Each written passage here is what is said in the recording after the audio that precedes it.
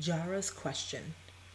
"What are you doing here, slave? Snooping about, are you?" an Egyptian soldier barked. "No Hebrews are allowed in the city at this time of day." "No, sir. Honestly, I haven't done anything wrong. Please let me go." Jarah squirmed and tried to pull away. The soldier laughed raucously at her struggles and then commanded her, "Hold still. What do you have in that basket?" "Nothing. I just had to bring some fabric to the palace. Please let me go," Jarah repeated, getting frantic now.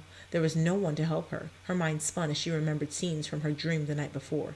"Give me that basket." Jarah shoved the basket towards him, and though the soldier found nothing in it, he still did not appear pleased. He looked into her face searchingly as he said, "It's quite suspicious that you should be running around the streets alone at night." The Egyptian no longer seemed fierce, but quizzical, as if he was trying to determine whether or not Jarah was telling the truth. "You'll have to be questioned further," he finally stated, and with that the soldier dragged her out of the alley and into the street, back towards the palace. "No!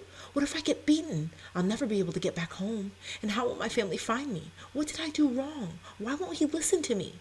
Jarah thought, panicking. Just then a voice called out, "Sir, where are you taking my sister?" Jarah's head spun around and the Egyptian stopped in his tracks. Jarah saw with relief the strong, slender figure of her 14-year-old brother Lemuel. He was coming to her rescue. "Lemuel, help!" Jarah yelled. Lemuel's eyes quickly shot her a glance that told her to remain calm. "So this is your sister?" the Egyptian asked with a smirk. "I'm taking her to be questioned by the authorities." "Did she do something wrong?" Lemuel asked politely.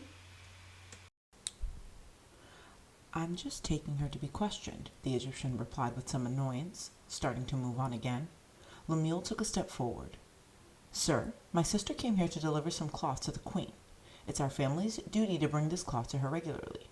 My mother's name is Mariel, wife of Asher of the tribe of Asher."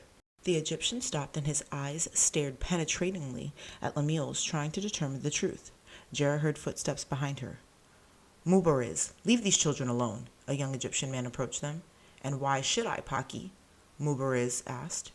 "What the boy says is true," Paki asserted. "I've seen members of their family come to the palace regularly with cloth for the queen." "Very well." Mubariz shrugged a little reluctantly and released his strong grip on Jarah's arm. She bounded over to Lemuel, and he moved his arm in front of her protectively as the soldier moved back to his post and out of sight. Paki approached them. "Thank you, sir," Lemuel said respectfully. Jarah nodded to him in reverence. She could see from the clothes Paki wore, the way he carried himself, and the golden band around his wrists, that this Egyptian was a very wealthy servant. "It was nothing," Paki replied with a slight smile. "Now you'd better go home. It's getting late." "Yes, sir," Lemuel nodded, and Paki headed off towards a row of rich houses. "Jarah, are you all right?" Lemuel's face showed great concern as he faced his younger sister. "I'm fine, Lemuel," Jarah answered. "Are you sure? Your leg's bleeding." "Yes, really, I'm fine. I just tripped and fell." Before Lemuel could ask anything else, she hastened to say, "Where's Father and Iton?" "They're still at work. Father's back has been bothering him all day, so he's moving a little slower, and Iton's helping him finish up." "But Father sent me to bring you home since I'm done, and it's getting dark," Lemuel replied, the look of concern and worry now dissolving from his brow. "Well, I'm glad you're here," Jarah said, shifting the woven basket under her arm. "Here, let me take that," Lemuel said with a kind smile. Jarah handed the basket over to him with a murmured, "Thank you," and an affectionate smile up into her brother's face. "How was work?" Lemuel queried. "Good. I was cleaning out the temple of Ra today. It was so bad because we were wet and working in the shade, but the overseer was really particular." Lemuel laughed at the irritated expression on Jarah's face. "I'm sure you did a great job, as usual," Lemuel assured her graciously. They walked on for a little while in silence. Both were very tired from their long day of work. Jarah's arm was sore from where the Egyptian had grabbed her. She rubbed it gently with her other hand and sighed deeply. "Lemuel, why are all the Egyptians so mean?" Jarah asked. Lemuel laughed. "Not all Egyptians are mean, Jarah." "What?" Jarah's jaw dropped open in surprise at Lemuel's answer. "That one who stopped you tonight wasn't." "What?" Jarah was shocked. "You don't think he was mean?" "He wasn't. He was just doing his job. He didn't beat you or hurt you, did he?" Lemuel prodded. "No, at least not much," Jarah answered, hesitatingly and quietly. "He was just taking you away because he thought you might be lying. But then he found out that you were telling the truth and he left you alone instead of beating you for no reason. Not all Egyptians are cruel and bitter, Jarah. Some are actually very kind. Remember, several families offer to give us food and other things when we need them. Just because a few Egyptians are mean doesn't mean that every Egyptian is. And you know the Egyptian so-called gods are very cruel. So they've basically been taught to be mean. They don't know the truth. They don't know about Yahweh's mercy and love. Truth can make all the difference in a person's life, Jarah. Remember that. How do you know all that, Lemuel? Jarah questioned in awe. Lemuel smiled and his deep brown eyes twinkled. I asked Father a very similar question not too long ago. Father has taught me a lot about Yahweh and about the world around us. You should talk to Father whenever you have questions, Jarah. I'm sure with Yahweh's help he'll be able to answer them. Lemuel replied wisely. But I don't know. Father's always so tired and... Jarah, he's never too tired to talk with us. Lemuel's voice was very soft and gentle. He looked down at his little sister and suddenly stated, You're scared of him, aren't you? Well, maybe a little, Jarah admitted in a low voice. He's just so wise, and I don't want him to think I'm a silly girl who can't figure anything out by myself. But that's what fathers are there for, Jarah, to help us figure things out and to guide us and answer our questions. The siblings walked quietly for a few more moments before Lemuel finished. You should talk to him, Jarah. Jarah just nodded. She wanted to very badly. She could just hope she had enough courage to reveal her heart to her father, just as she had done to Lemuel. I guess the reason why I'm so uncomfortable around Father is because he believes in Yahweh. I'm not sure if I do. In some things Yahweh seems to be there, but other times he's not. And if he was really there, why are we in slavery? Maybe Yahweh does really hear my prayers and just doesn't answer them right away. Or maybe it's just coincidence and there's no God at all. They were now entering Goshen. The last rays of the setting sun still lit up the poor, dirty town. They turned a corner in the road and saw their small mud hut in the midst of many others. In front of it was Jarah's beautiful older sister, Shayna. She was watching their younger brothers, Raphael and Yanni, who were 5 and 2. But something didn't seem right. Raphael and Yanni weren't laughing and running. They were sitting close to Shayna on a small bench, looking pale and nervous. Shayna looked up and saw them, and a look of relief spread across her formerly tight face. Oh no, Lemuel breathed. What? What's wrong? Jarah demanded. Then she heard it, a shrill, angry voice from inside the hut. Jarah immediately felt her body tense up. Oh no, she muttered under her breath. Mother's at Father again. There you two are, Shayna hissed. What took you so long? We got stopped by a soldier, but we're all right, Lemuel assured her softly. What's going on inside? Before Shayna could answer, Tirza, Jarah's 8-year-old sister, poked her head out of the door. Her face was almost white and tears brimmed in her amber eyes. Lemuel, Jarah, she squealed in delight. She ran towards them and threw her arms around Lemuel, burying her curly head in his chest. Her body trembled with sobs. Shh, it's all right. Everything will be fine, Lemuel whispered, holding his little sister close. It must be a pretty bad argument if Tirza is this upset, Jarah thought with a shudder. Shayna came closer and lowering her voice, she said, It started when Father came back late again. Mother's been frustrated by how Father hasn't been home much. You know she gets tired really easily, and Jarah and I have been working even more than usual. But I think she's really mad because he's spending so much time with Aiton talking to him about Yahweh. She thinks Father's indoctrinating him and not letting him make his own decisions about who he believes in. And to be perfectly honest, I think she's right. Shayna, Lemuel said a little defensively, it's not all Father's fault. Work's been hard, and Eaton's trying to make some very important decisions about his future. And if Mother's mad at Father for trying to indoctrinate Eaton, I think she does the same thing to everyone else, talking about how the only gods are the Egyptian gods. But so far I haven't seen any Egyptian gods show any power at all. Shayna shifted her weight uncomfortably and rolled her eyes. But she managed to retort, Well, I haven't seen Yahweh show any power either. Lemuel looked penetratingly at Shayna. Jarah could feel the tension between them. Shayna, Lemuel began slowly, don't you remember? 4 years ago when you were 11, Mother didn't make enough linen for our weekly quota. The overseer was furious and beat Mother. We thought she was going to die. Don't you remember?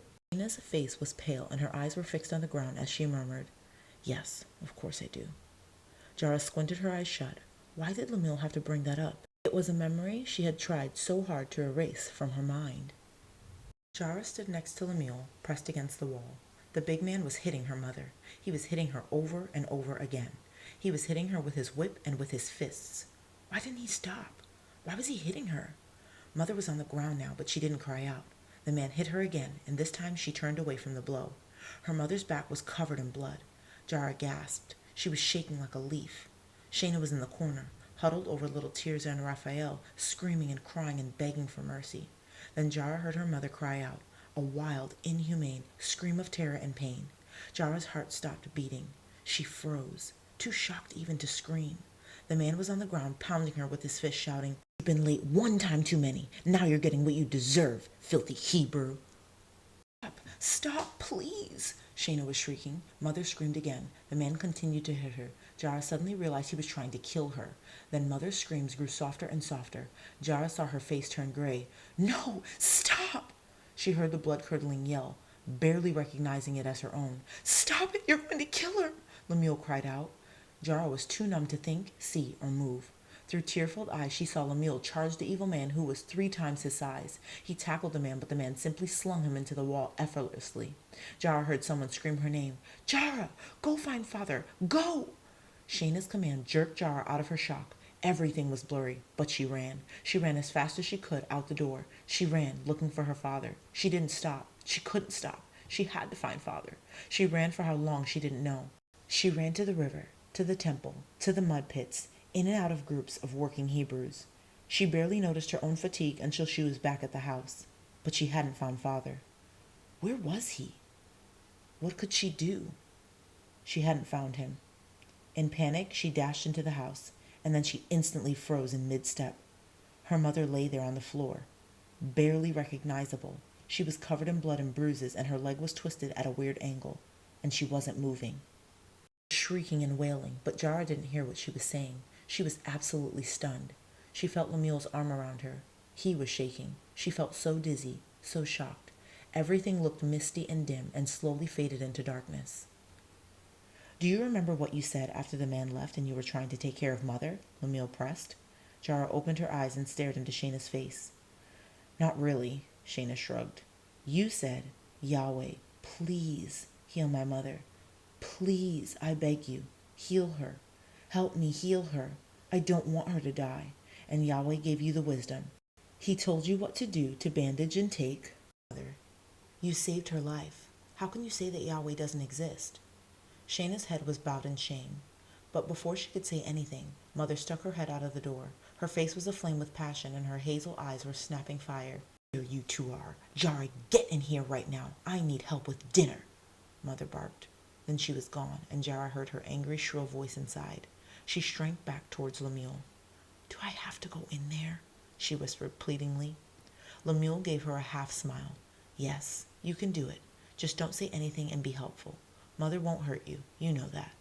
Jarah gathered up all of her courage and walked towards the door. No, she thought. Mother's never hurt my body. But she hurts my heart. She steeled herself for whatever she would find inside and pushed the door open. In the dim hut, she saw her father sitting silently on a stool in the middle of the room. In the back of the hut, her 18-year-old brother Aitan sat in a dark corner, barely visible. Her mother was pacing the dirt floor, limping because of her deformed leg, and she was still yelling at father. Sure, after all I've done for you and these children, all the hard work I do every day, I deserve to have a say in their religion. Slave here all day long, watching Yanni and Raphael, teaching them the ways of Ra, and you're out with Aitan somewhere indoctrinating him. You haven't even given him a chance to learn about the Egyptian gods. For the past 10 years, I've barely been able to see him, and now at this critical time in his life, I have no say in the matter. Now, Mariel, father began, but mother interrupted him. No, you don't understand. You knew when we married that I had different views than you. You said that the arranged marriage would still work and that you'd let me have my say. Well, whenever I teach the children anything, you go behind my back and teach them about your pathetic Yahweh. It's mean and weak of you to act that way. Mariel, I'm sorry. I didn't know you felt that way. Let's just try to calm down and discuss this, father said, making an effort to stay peaceful. Jarah silently moved around the table, putting out clay bowls while her mother exploded. Calm down? You want me to calm down? Asher, this is a matter of life and death. If Aitan doesn't accept the Egyptian gods, there will be no afterlife for him. You made him believe in Yahweh and given him no choice in the matter. He's going to grow up embittered and weak. He's not going to make it into eternity. You need to let him be. Now, Mariel, Wait, father. Aitan suddenly stood up and moved into the dim candlelight. Jarah thought that her brother looked very determined and strong. A gentle light filled his eyes. How could her mother think he would become a weak man? Mother, you say that father is indoctrinating me, but what you haven't thought of is this. I want father to tell me about Yahweh. I've done a lot of observing in the past 18 years, and I've come to the conclusion that Yahweh is the true God and that he gives a strength and peace that I've always longed for. He gives you the ultimate afterlife. The Egyptian gods fill everyone with hatred and fear. I can't live that way. Yahweh has fulfilled my desires like no other god can. In fact, I believe there are no other gods. Father's giving me advice about moving forward in my decisions about marriage and life. I need his advice. If you have to blame anyone for this so-called indoctrination, blame me. Eaton said all of this so quietly, but with such strength, that he had held everyone in the family spellbound. Eaton so rarely spoke that this strong argument was a shock to them all. Jarah suddenly realized that Mother had stopped pacing. Her father was sitting absolutely still, a pleased and surprised expression on his face. Jarah noticed that she was standing next to the table holding a plate in her outstretched hand. Jarah, hurry up with it, Mother shouted abruptly. Jarah jumped a little and rushed to finish the task of preparing for dinner. Mother cleared her throat and muttered, Very well, Eaton. That excuses your father somewhat. Just see that you're teaching the children both sides, Asher, and stop going behind my back. She turned a dark look to Father. I'll try to do better, Mariel, Father promised. Mother stuck her nose up in the air in a superior way as if to say, I've won this one, and went outside to bring everyone else in for dinner. Even though the argument was over, dinner was eaten in almost complete silence. An angry, oppressive air could be felt in the house. Mother looked proud and confident. Father, though he still seemed determined and loving, did seem a little shaken. Eaton was, as usual, silent, though he and Shayna exchanged many uneasy glances, and everyone else didn't want to do anything or say anything that would bring up another disagreement. Chores were finished quickly. Everyone was very helpful that night, even little Raphael and Yanni. Soon they all collapsed into bed, exhausted. Everyone, that is, except Father and Eaton, who still sat outside. Jarah could hear their voices borne into the house by the soft breeze. She couldn't make out what they were saying. Their voices seemed to be calling to her, and instead of feeling more tired, she felt more and more awake. Lemuel's words kept coming back to her. You should talk to him, Jarah. I know I should, but he's talking to Eaton now. Jarah sighed and rolled over. Her eyes met Lemuel's. He was curled up with Raphael on their small cot. His eyes penetrated into hers and seemed to encourage her in her desire. Very quietly and gently, so as not to wake her bedmate Tirzah, she got up and crept outside. Father? Jarah asked, approaching him where he sat on a wooden bench next to Eaton.